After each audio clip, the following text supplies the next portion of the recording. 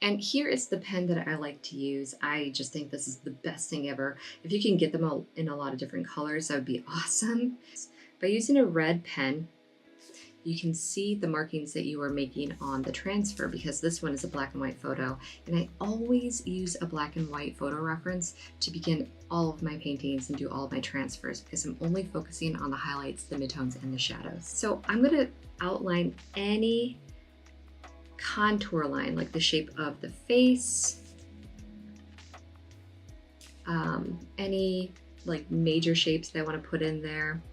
I'm just going to add that in, the lips, and anywhere where there is a shadow, I use something called hatch marks, and hatch marks are really just these little lines that you lay next to each other to make it appear as though there's a shadow there without having like a pencil to blend it. Since I'm using a pen, we can't really blend, but this is gonna let me know that there is a darker shadow underneath.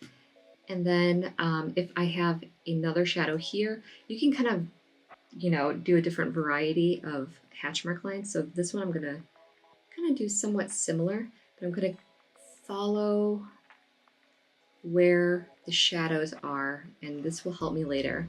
And by doing hatch marks as opposed to contour lines, this just lets me know what is what without getting confused later.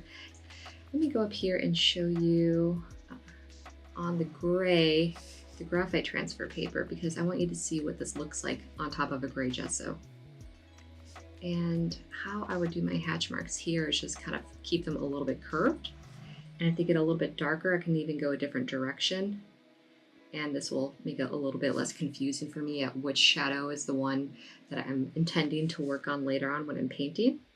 So just, you know, this one is going that direction, these hatch marks are going this one, this way, and these are curved a little bit more. And how much information should you put into your transfer? That is totally up to you as an artist. I think that if you're a beginner artist, the more information, the better. So any dark shadow, this one I'm gonna do this, my hatch marks going up and down. So all these are just gonna be a little bit different from each other. If you wanna outline your highlights, I think that is also very helpful. Any kind of marking that you think is necessary for the process is a good thing. I don't know if you can see here, but there is kind of a outline of a shadow here. So I'm just going to kind of add that in as a contour and then hatch mark all this in here, leaving a little bit of room where the gradient transitions. Do you have to do it exactly the same way I do it? No, you do not. You come up with your own process of how you do this. This is just one way, and there really is no right way.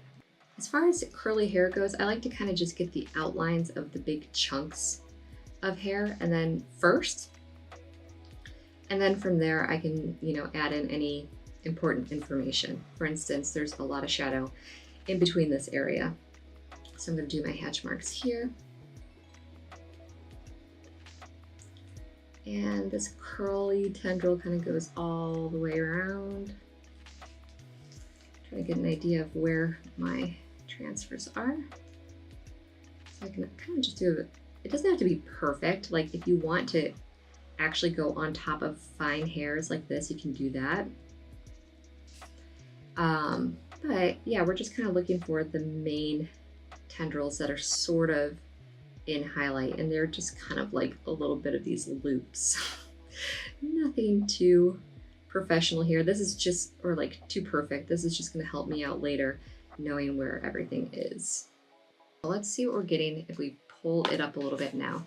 I'm only going to pull up the reference photo first, and I'm not going to take it off completely because if I made a mistake, then I can go back, lay it down exactly where it was without ruining the transfer. But okay, so here is what it's starting to look like underneath with the graphite for the colored background. It's pretty clear, very distinct. For the white, I can barely see it. What transfer paper you're going to need for your piece depends on how dark or how light your background color is. When I pull this one up, you can see that it's still showing up, but it's very faint. For the white transfer paper, you are able to see so much more information. So for a gray background gesso, you would want to use a lighter transfer paper. And really that is how the transfer paper works. It gives you the information you need to begin painting. But you're not done yet, which is this part of the process. You're gonna have to spray this down with a fixative. And I use this fixative, but if you're using a workable fixative that is designed specifically for art, then you're going to be okay. And you just want to make sure you shake it a lot. Make sure you're working in a well-ventilated area.